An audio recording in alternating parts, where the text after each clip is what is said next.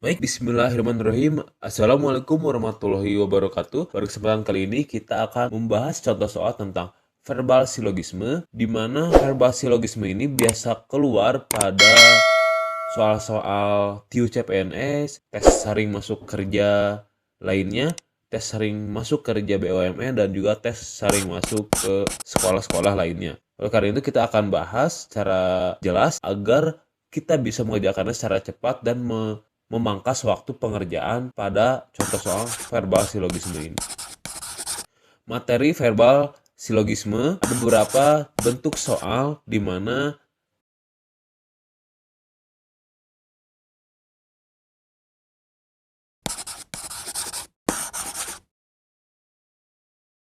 bentuk soal pertama yaitu jika titik-titik maka titik-titik.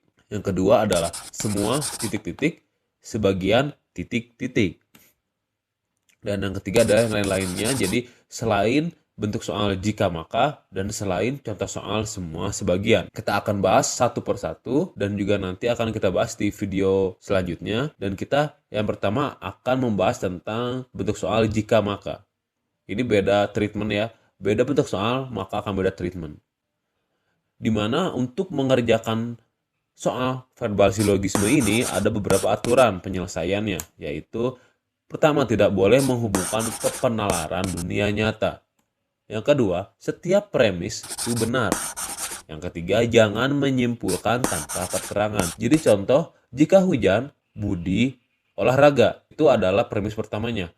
Premis keduanya adalah maka hujan. Jadi seperti apa kesimpulannya? Nah, jadi kita tidak bisa menghubungkan kepenalaran dunia nyata dan tidak bisa menyimpulkan tanpa keterangan yang ada pada soal. Keterangannya adalah jika hujan, maka budi olahraga. Kita tidak bisa menghubungkannya bahwasanya apabila hujan itu orang tidak berolahraga. Itu tidak bisa.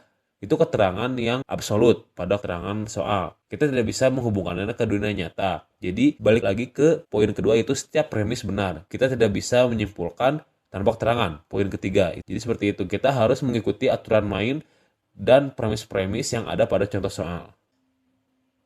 Pertama, kita harus mengetahui rumusnya. Ini untuk bentuk soal pertama, yaitu bentuk soal jika maka. Ada beberapa rumus, yaitu yang pertama, nomor 1, premisnya adalah jika P maka Q. Premis keduanya adalah P maka kesimpulannya adalah Q. Itu adalah rumus yang pertama. Rumus yang kedua adalah apabila premis pertamanya jika P maka Q, premis keduanya adalah maka negasi Q. Maka konklusinya atau kesimpulannya adalah negasi P. Jadi nomor 3, premis pertamanya jika P maka Q. Premis keduanya jika Q maka R. Maka konklusinya adalah jika P maka R. Itu adalah rumus ketiga. Rumus nomor 1 itu adalah modus polen. Rumus yang kedua adalah modus tolen. Dan yang terakhir, nomor 3 adalah modus silogisme.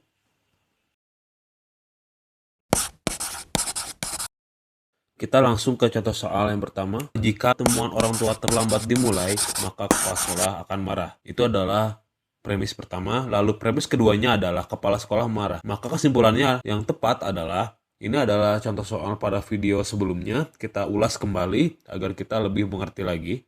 Pilihan jawabannya ada A, pertemuan terlambat dimulai, B, kepala sekolah marah, C, kepala sekolah terlambat, dan D, tidak dapat disimpulkan. Jangan lupa untuk memperhatikan bentuk soalnya. Ini adalah bentuk soal jika maka.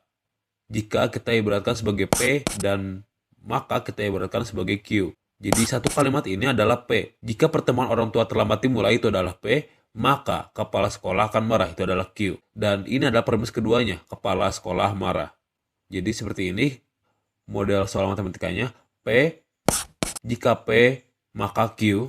Dan ini adalah rumus-rumusnya yang mesti kita ketahui. Jadi contoh soal di atas ini kita akan memakai rumus yang mana yang lebih tepatnya. Kita harus bisa memilihnya. Acuannya adalah premis nomor 2, yaitu kepala sekolah marah. Kepala sekolah marah itu sama dengan premis pertama, yaitu pada kalimat Q. Dan pada rumus kita ketahui pada premis kedua tidak ada bentuk rumus yang premis keduanya adalah Q. Yang ada adalah P atau negasi Q. Atau jika Q maka R. Itu adalah rumus bentuk soal jika maka pada premis keduanya. Jadi pada contoh soal ini kita tidak bisa menarik kesimpulan atau tidak ada pada rumus. Jadi jawabannya adalah D. Tidak dapat disimpulkan. Kita lanjut ke contoh soal selanjutnya. Jika Budi rajin belajar, maka Budi lulus. Itu premis pertama. Premis keduanya, Budi rajin belajar. Maka kesimpulan yang tepat adalah Budi rajin belajar itu sama dengan premis pertama pada kalimat P. Maka apabila kita merujuk pada rumus, jika P maka Q, itu premis pertamanya. Premis keduanya adalah P. Maka konklusinya adalah Q. Maka Budi lulus. Kita cocokkan sekarang pada jawaban yang ada. A. Budi tidak rajin belajar. B. Budi lulus. C. Budi tidak lulus. Dan D. Tidak dapat disimpulkan. Yang A itu sudah pasti salah. Yang B itu Budi lulus. Bisa jadi jawaban yang B. Dan yang C. Budi tidak lulus. Itu tidak benar. Budi tidak lulus itu adalah negasi Q. Kita harus mencari di sini adalah Q, bukan negasi Q. Dan yang D tidak dapat disimpulkan, maka jawabannya adalah B. Yang lainnya itu salah. Sekarang kita lanjut ke contoh soal selanjutnya, yaitu jika Budi rajin belajar, maka Budi lulus. Itu adalah premis pertama. Premis keduanya adalah Budi tidak lulus. Maka kesimpulan yang tepat adalah, kita harus lihat dulu ke rumusnya. Budi tidak lulus itu adalah negasi dari Q. Maka kita masukkan ke rumus.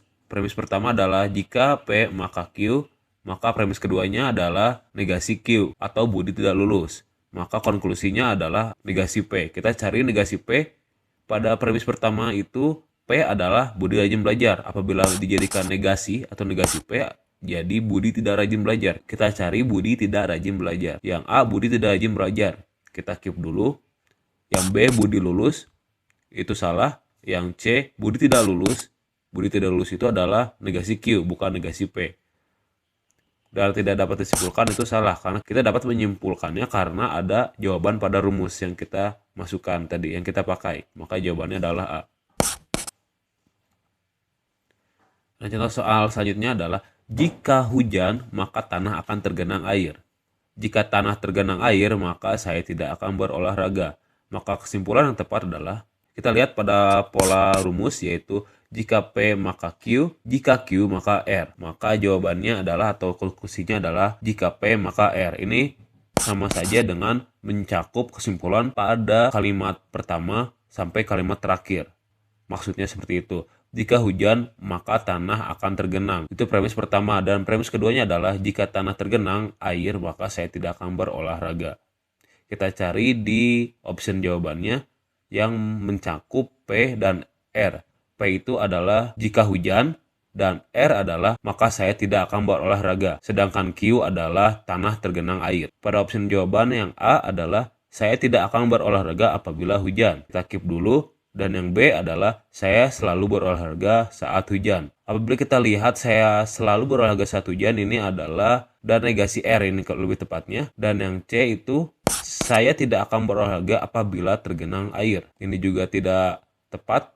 Dan yang D itu juga tidak, karena kita masih bisa menyimpulkannya. Jika P maka R. Maka jawabannya adalah A. Saya tidak akan olahraga apabila hujan. Jadi jawaban yang paling tepat ini adalah A. Sebenarnya jawabannya itu adalah jika hujan saya tidak akan berolahraga. Itu jawaban yang benar adalah yang paling tepat itu jawabannya apabila jika hujan maka saya tidak olahraga. Jadi P maka R. Nah, tapi di sini dibalik. Jadi dari kalimat paling akhir ke kalimat paling awal. Saya tidak akan olahraga apabila hujan. Ini sah-sah aja gimana option dari jawaban yang ada ini sebenarnya. Kita bisa mencari opsi jawaban yang paling tepat. Baik, kita sudah membahas semua contoh soal verbal silogisme dalam bentuk soal jika dan maka. Semua rumusnya kita sudah coba jawab. Jadi materi verbal silogisme dengan bentuk soal ke-1 jika maka sudah kita bahas. Kita akan melanjutkannya nanti di bentuk soal kedua, yaitu semua, sebagian, dan bentuk lainnya di video selanjutnya.